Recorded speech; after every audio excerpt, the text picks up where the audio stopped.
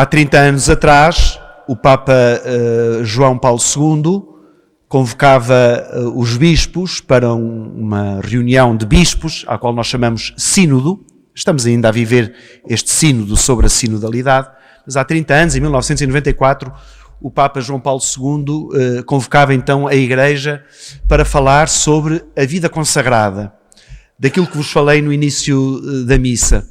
Qual é o papel da vida consagrada na Igreja e no mundo. E ao preparar a homilia de hoje, ao ler as leituras que a liturgia hoje nos oferece, pareceu-me que devia partilhar convosco, ou fazer convosco esta reflexão de a partir das leituras, percebermos todos o que é que significa na Igreja e no mundo a vida consagrada. Antes de mais, dizer que todas as vocações na Igreja são importantes, necessárias e boas. Ninguém está a mais. Nem ninguém se deve achar acima dos outros. Um padre não é mais santo do que um leigo. Não é um estatuto adquirido que nos dá aqui uma distinção superior em relação a todos. O que nos une a todos é o batismo. E é a partir daí que cada um faz a sua caminhada na santidade. Na segunda leitura de hoje, São Paulo fazia alusão a isso. Quem está solteiro preocupa-se com as coisas do Senhor. Quem está casado tem que se preocupar com as coisas da família. Aquelas que se consagraram estão dedicadas inteiramente ao Senhor. Então dizer isto, a vida consagrada na Igreja é um dom, ou seja, é uma mais-valia para toda a Igreja. Nós consagrados não somos melhores que os outros, porque cada um é chamado a realizar a sua vocação e a enriquecer a Igreja com o seu testemunho de vida, que será sempre a melhor maneira de aproximar as pessoas de Jesus. Como dizia São Paulo na segunda leitura, vivermos unidos ao Senhor. Os casados podem viver unidos ao Senhor. Os solteiros, por opção ou porque ainda não aconteceu o contrário, também devem viver unidos ao Senhor. Nós, consagrados, devemos viver unidos ao Senhor. Os que estão numa relação assim, mais ou menos, devem viver unidos no Senhor. Isto é que é o importante, vivermos unidos no Senhor.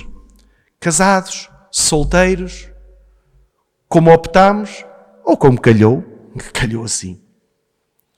Gostava então de refletir convosco 3 atitudes que saem das leituras muito relacionadas com a vida consagrada. Primeiro, vida consagrada, mas os consagrados somos poucos, somos 5 ou 6. Portanto, aqui é um leque aberto para todos.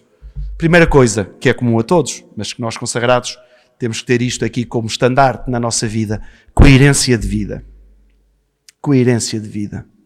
Jesus, no Evangelho, é duplamente admirado pelo que diz e pelo que faz. Admirado e comparado.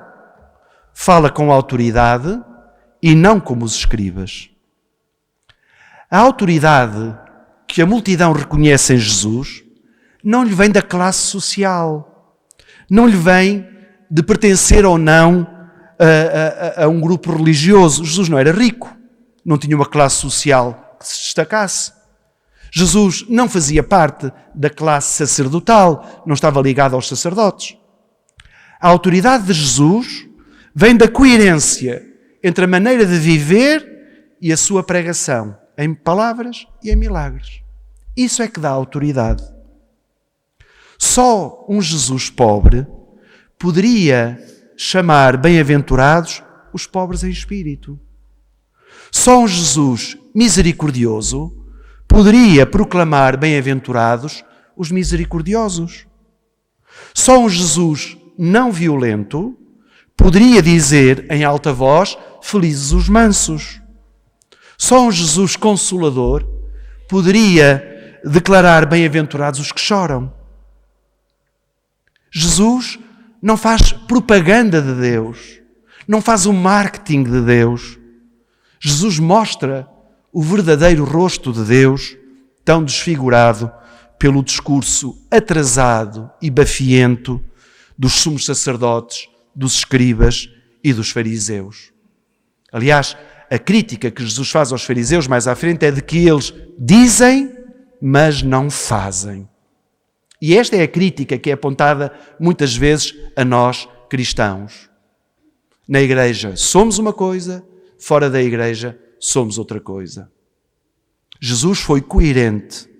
E então, esta coerência de vida tem que ser assumida por nós que um dia nos consagramos a Deus e por aqueles que, como pedíamos na oração com que começámos a missa, querem ou podem optar por seguir a Jesus de uma forma única e exclusiva. Depois o compromisso. Os consagrados, à semelhança de Jesus, estamos profundamente comprometidos com a Igreja e com o mundo. Comprometidos com uma Igreja em diálogo com o mundo e não divorciada com o mundo. É muito mau quando a Igreja não se entende com o mundo, quando não há diálogo, quando não há entendimento. Nós queremos ajudar o mundo a ser melhor. Na Igreja e em Igreja, nós consagrados comprometemos-nos a viver à maneira de Jesus, na simplicidade, em pobreza. A primeira coisa que Jesus pede a quem o quer seguir, ouvimos a semana passada, eles deixaram tudo e seguiram Jesus. Quando o jovem rico vai ter com Jesus e lhe pergunta o que é que há de fazer para ser cada vez mais perfeito, Jesus diz, ainda te falta uma coisa, vai lá à tua vida, vende tudo o que tens, dá aos pobres e depois segue-me. A pobreza é a primeira condição para aqueles que querem seguir Jesus mais de perto. Vivendo os conselhos evangélicos, aquilo que Jesus nos aconselha no Evangelho de obediência, castidade e de pobreza.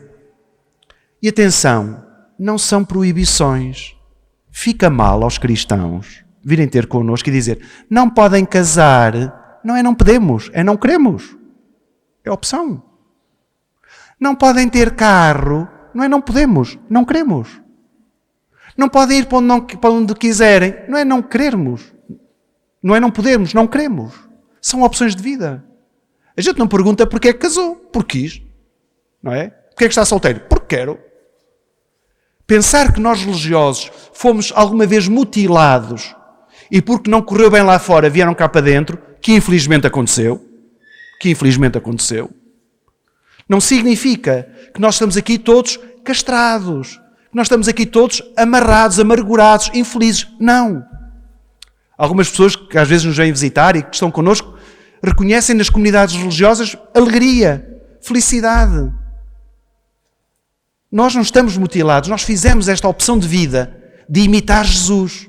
Pobre, casto, obediente, simples, discreto. Então nós assumimos o estilo de vida de Jesus, preocupando-nos, como dizia São Paulo, com as coisas de Deus e em agradar-lhe. Em exclusivo. O São Paulo, na segunda leitura, falava dos que se preocupam com as coisas do mundo, os casados, os que se preocupam com muitas coisas, dizem, esses têm um coração dividido. Nós, religiosos, nós consagrados, somos chamados a ter um coração indiviso, não dividido com ninguém especial, unido muito a Deus. E estamos comprometidos com o mundo. Somos chamados a ser no mundo semeadores da semente do reino de Deus, que foi a causa de Jesus e é a nossa causa. Trazer para o mundo, pela nossa forma de vida, pela nossa pregação, pelos nossos apostolados, o reino de Deus que Jesus veio mostrar. Muito concretamente, assumindo a atitude que nós hoje vimos em Jesus, a atitude libertadora. Nós não somos colaboradores de Jesus se apresentamos uma igreja que rejeita, se apresentamos uma igreja que aprisiona e na qual muitas vezes já não sentimos a vida de Jesus. Nós temos que imitar Jesus. Jesus teve palavras libertadoras e os seus milagres foram libertadores. O de hoje é um bom exemplo. Sai desse homem, porque Jesus queria libertar aquele homem das suas angústias, do seu mal. Nós, consagrados, estamos profundamente comprometidos com Jesus, numa igreja que liberta, numa igreja libertadora, e num mundo que precisa dos valores do reino de Deus. E finalmente, ligando ainda à primeira leitura, ela aparece por causa do Evangelho, a voz profética. Todos nós, pelo batismo, estamos configurados com Cristo, sacerdote, profeta e rei. Depois de sermos batizados, o padre pega num bocadinho de óleo, do crisma, e unge-nos na fronte, e diz que nós, por aquela unção, nos consagramos a Jesus Cristo, sacerdote, profeta e rei. Muitas pessoas, no tempo de Jesus, começavam por achar que ele era um profeta, porque a sua linguagem era diferente, porque o seu modo de atuar era diferente. Mesmo quando Jesus pergunta aos discípulos o que é que dizem as pessoas que eu sou, uns dizem que és um profeta. Mas depois começam a perceber que Jesus é mais que um profeta, que é o próprio Messias. E nós, consagrados, a começar pelo nosso modo de viver, pobre, humilde, discreto, desprendido dos bens e de pessoas, como Jesus e Paulo exigiam, e depois pelo nosso modo de estar no mundo, temos uma missão, não política, mas profética. Os clérigos não podem ser políticos, é proibido, é incompatível. Alguns gostariam, mas é incompatível. Quem é ordenado, quem está na vida religiosa, não pode ser política. Não pode ser político. Exatamente por isso, porque tem que ser voz profética. E o que é que significa sermos voz profética? Significa, por um lado, denunciarmos as injustiças que se vão promovendo no nosso mundo e que vão crescendo. As guerras, os extremismos, a não igualdade de todos os seres humanos. Parece que há seres humanos de primeira e seres humanos de segunda, quando dizemos que alguns estão a mais no nosso mundo. A falta de dignidade no trabalho humano.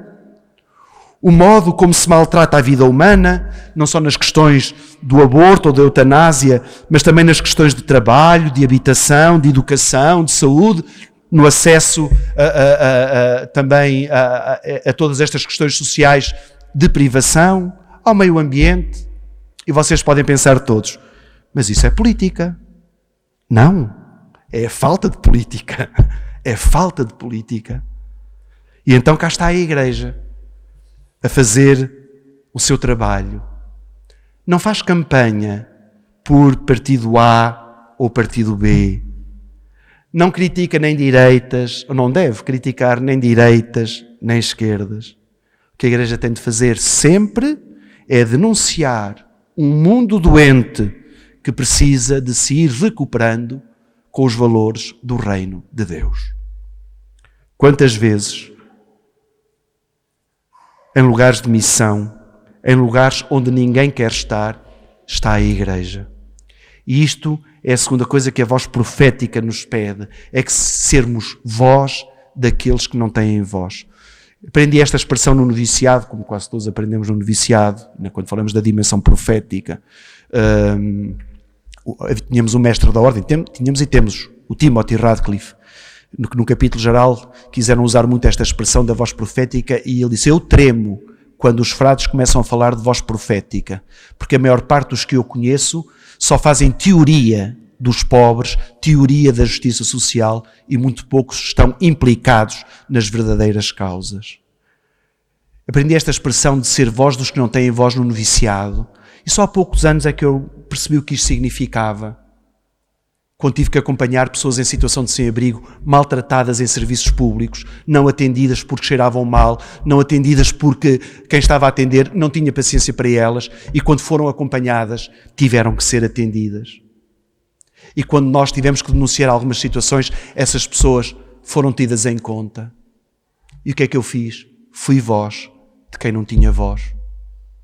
A vida consagrada é chamada a dar a voz daqueles que não têm voz, que, como digo, muitas vezes em situações onde ninguém quer estar, aí está a Igreja, como Jesus esteve, onde ninguém queria estar, como Jesus tocava onde os outros não tocavam, como Jesus ia aonde outros não iam. Sermos voz dos que não têm voz.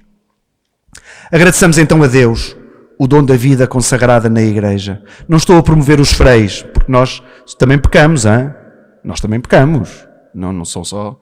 Isto de achar que os freis não pecam é pecado, pensar assim. Nós pecamos. E alguns confessam-se, e outros se calhar não, mas isso depois fica na consciência de cada um, como diz São Paulo. Mas agradecemos a Deus o dom da vida consagrada na Igreja.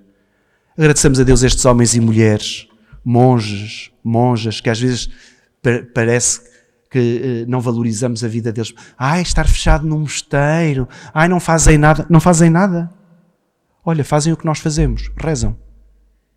E rezam por nós. E nós mandamos para lá, olha, rezem por esta pessoa que está doente, olha, rezem por esta família que está a passar um problema. E essa pessoa que está doente, ou os seus familiares, não rezam por ela. E a família que está a passar por uma situação complicada, não rezam por ela. E ali estão eles, no silêncio, a rezar por essas intenções. Homens e mulheres, monges, monjas, frades, irmãs de vida apostólica, que de uma forma tão discreta e modesta são no mundo a presença de Jesus e da sua Igreja. E cada um de vocês saiba não só agradecer a Deus este dom, mas também tenha a ousadia e a força de ajudar, porque nós precisamos de ajuda. Somos poucos, cada vez mais velhos, sem novos a entrar. E o Evangelho de Jesus precisa de chegar mais longe. Precisamos de ajuda. Não estou a dizer que agora tem que anular as vossas relações para ser todos frades. Alguns até gostariam, mas não pode ser. Não.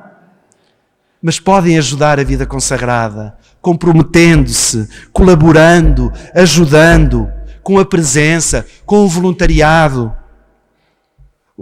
Quando visitei o nosso convento de Bruxelas, há uns anos atrás, havia um senhor que tinha sido um alto juiz lá de um tribunal e ofereceu-se como voluntário no convento. Sabem o que é que eu apanhei a fazer?